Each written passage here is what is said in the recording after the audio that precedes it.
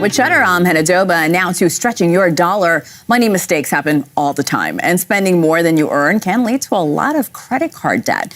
Here to give us advice on how to avoid some of these unhealthy spending habits is certified financial planner and wealth strategist Rebecca Walser. Rebecca, welcome. Thanks for having me. So when we say healthy spending habits, first tell me what that means. Well, I think you need to know what you're spending. Like, we need to have a plan. We just can't have the carte blanche unless we're super wealthy independently and we can just do whatever we want. We actually need to know our lifestyle level, and we need to budget around that. And so that means having guidelines, and that really means a budget. And that's what we need to know before we're going out into the world. And impulse spending is definitely something we need to do. We need to allow for that. So plan for it. Make your impulses actually planned. Why do you think it's so hard to maintain these healthy spending habits?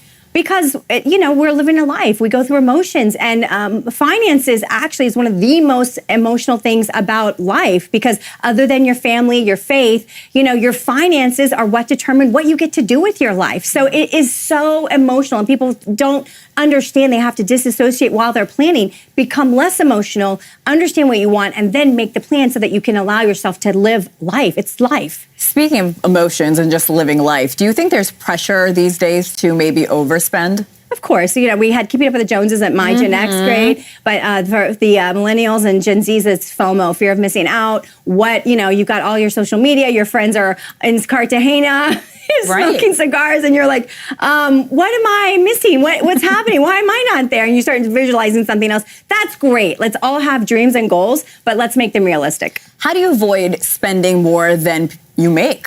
A lot of people fall into that trap. And there's so much pressure. There's social media, so much peer pressure. You have to find ways to be strategic with your spending, where it looks like you're really enjoying your lifestyle and it looks like a certain level. It could just be going to Central Park and putting out a cup of squat on a blanket, have a glass of wine and some cheese. It looks like you're, a connoisseur of a life, right? But it's $20. I have to say, that sounds lovely. It sounds great to me too. Overconsumption and overspending, like we talk about, can lead to a lot of credit card debt. How do people get back on track and, of course, repay their debt? Yeah, well, it's all about the plan. People, there's such a lack of planning. There's no financial education literacy taught in high school. No. There's not even how to actually budget for planning for retirement. How do you start in your 20s, 30s, 40s? So I think the biggest dereliction of all of education in the United States of America is there's no financial preparation or planning. And if we could just get that into our school system at a very young age, people would understand how to build assets, how to build wealth, how to save money, how to minimize taxes. We could get all this done, but we just don't have it in our schools. And when it comes to repayments, is it better to make smaller payments or repay large amounts all at once? It's always better to make a list of an inventory of the debt that you hold. Start with the highest and most compounding debt first. So if it's something that's compounding daily versus monthly or yearly, that makes a difference. Believe it or not, it's called compound interest.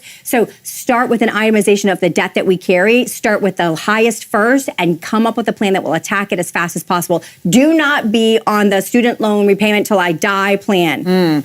You mentioned having a plan is so important, but for people that just don't know how to get started, what advice would you give them? There's so many apps right now, Hannah. You can download an app. You can track all of your receipts through an app. Just get a graph, a bar graph of where your expenses are going. Start with that. Start with just knowing what you spend. Most people don't even know what they're spending. Yeah, I think a lot of people don't know what they're spending. Thank you so much to certified financial planner Rebecca Walser. Really great advice, Rebecca. Thank you.